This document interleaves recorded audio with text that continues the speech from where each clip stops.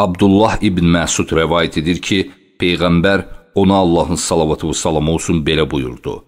Allah bəlli bir günün müəyyən edilmiş vaxtı insanlardan birinciləri və axırıncıları bir yerə toplayacaq. Onlar 40 il ayaq üstə gözləri göyə baxaraq bərəlmiş halda aralarında hökm verilməsini gözləyəcəklər. Uca Allah bulut kölgəsində ərşdən kürsüyə inəcək. Sonra bir carçı belə səslənəcək.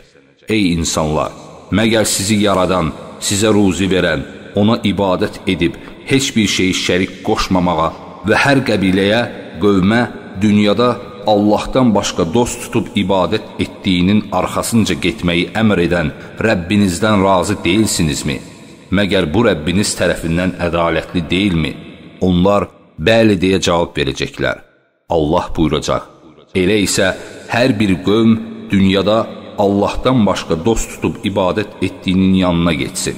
Bu zaman onların qarşısında dünyada ikən Allahdan başqa ibadət etdikləri şeylərin bənzəri peyda olacaq və onlar da bu bənzərlərə tərəf gedəcəklər. Onlardan kimisi günəşə, kimisi aya, kimisi daşdan düzəldilən bütlərə və sair ibadət etdikləri bu kimi şeylərin bənzərlərinə doğru gedəcəklər.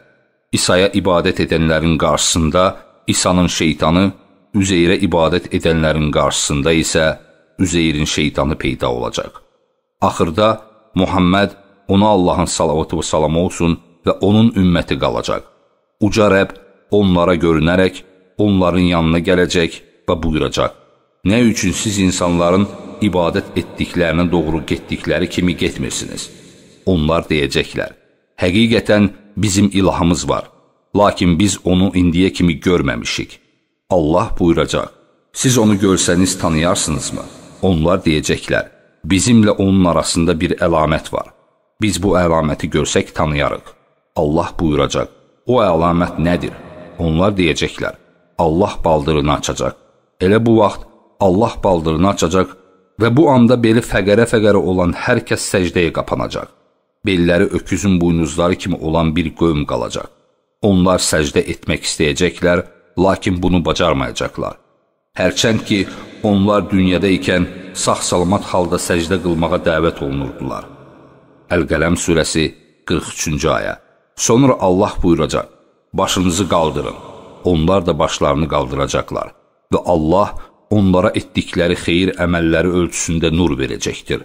Onlardan kimisinə önünə yayılan böyük dağ boyda nur veriləcək, kimisinə bundan daha kiçik, kimisinə sağına yayılan xurma ağacı boyda, kimisinə bundan daha kiçik nur veriləcək. Onların ən axırıncısı isə ayağının baş barmağında gah yanan, gah da sönən nur verilən bir kişi olacaqdır.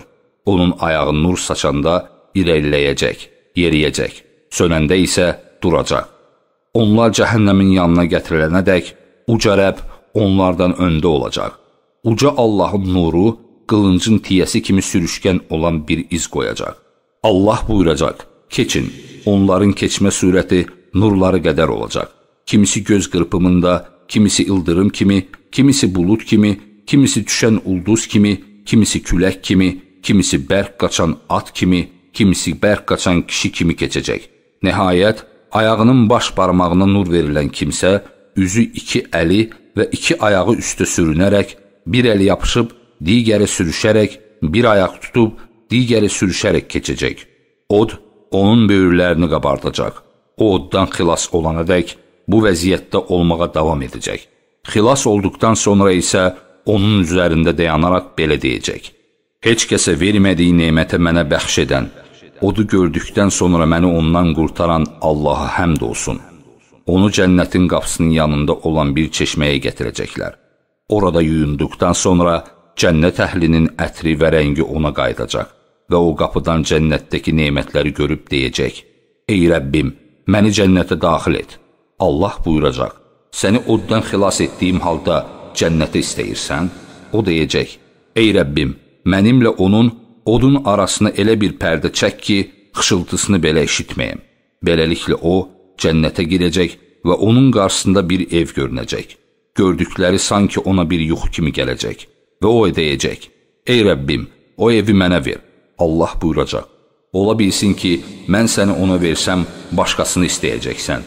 O deyəcək, xeyr, izzətinə and olsun ki, başqasını istəməyəcəyəm. Hansı ev bundan daha gözəl ola bilər ki? Bu ev ona veriləcək və o buraya yerləşəcək. O bu evin qabağında başqa bir ev görəcək. Gördükləri sanki ona bir yuxu kimi gələcək. Və o deyəcək, ey Rəbbim, o evi mənə ver. Uca Allah buyuracaq, ola bilsin ki, mən səni ona versəm, başqasını istəyəcəksən. O deyəcək, xeyr, izzətinə and olsun ki, başqasını istəməyəcəyəm. Hansı ev bundan daha gözəl ola bilər ki?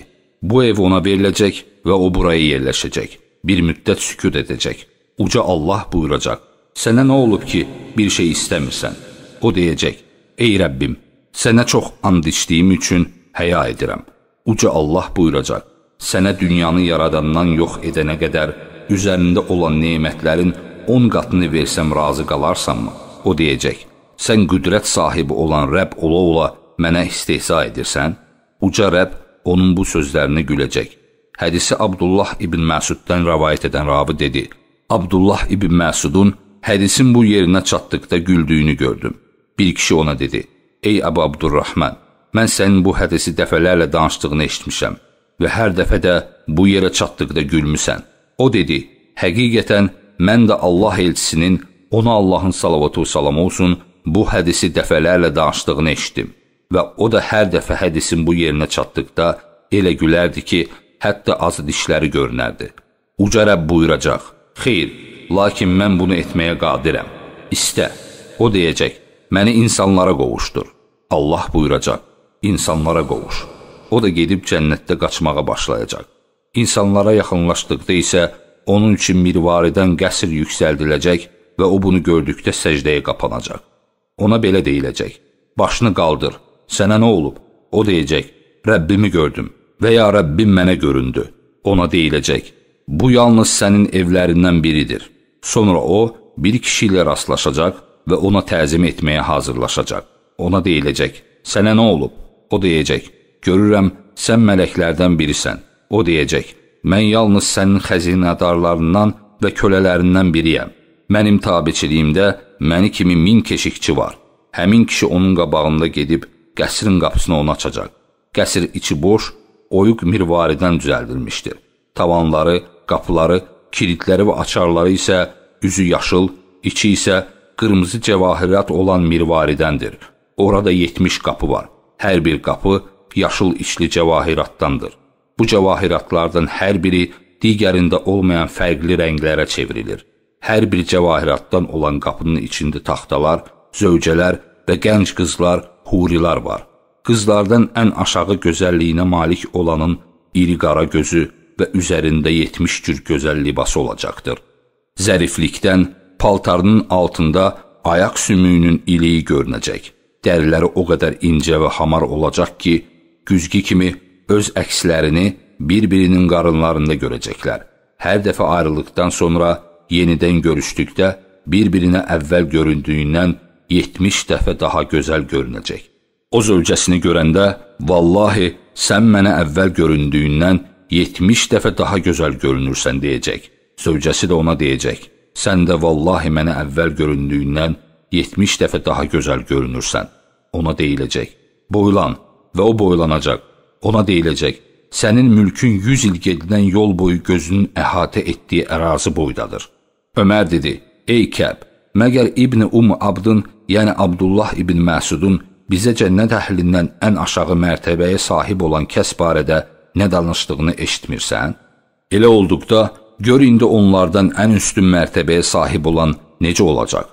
O dedi, ey möminlərin əmri, heç bir gözün görmədiyi, heç bir qulağın eşitmədiyi nemətlər olacaq. Şübhəsiz ki, uca Allah axirət yurdunu yaradaraq, orada istədiyi kimi qadınlar, meyvələr, içkilər yaratmış, sonra onu təbəqələrə bölmüşdür. Bundan sonra məxluqatdan heç kəs, nə Cəbrail, nə də ondan başqa bir mələk onu görməyib. Sonra Kəb bu ayəni oxudu. Etdikləri əmrlərin mükafatı kimi onlar üçün gözlərinə sevinç gətirəcək nələr saxlandığını heç kəs bilmir. Əs-Səcdə surəsi 17-ci ayə. Və dedi, bundan başqa Allah 2 cənnət yaratmış və istədiyi nemətlərlə onu bəzəmiş və onları yaratdıqlarından istədiyinə göstərmişdir.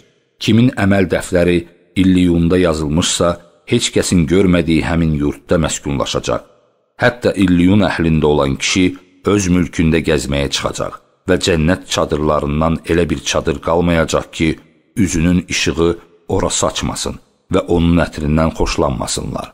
Onlar deyəcəklər, bu necə xoş ətirdir, bu İlliyun əhlindən olan bir kişidir, o öz mülkündə gəzintiyə çıxmışdır. Ömər təəccüblə dedi, vay olsun sənə ey Kəb, qəlblərimiz yerindən çıxıb qaçdı, onları tutub saxla. Kəb dedi, nəfsim əlində olan Allaha and olsun ki, həqiqətən də qiyamət günü cəhənnəmin bir gürültüsü var. Allaha yaxın olan elə bir mələk və göndərilmiş elə bir peyğəmbər olmayacaq ki, bu gürültünün qorxusundan diz üstə yerə düşməsin. Hətta Allahın sevimlisi İbrahim belə deyəcək. Ey Rəbb, ah canım, Kəb Ömərə dedi, əgər sənin əməllərindən əlavə 70 peyğəmbərin əməlləri qədər əməlin olsaydı belə, yenə də xilas olmayacağını güman edərdin. Ət-Təbarani Mücəmül Kəbir 9763-cü hədis.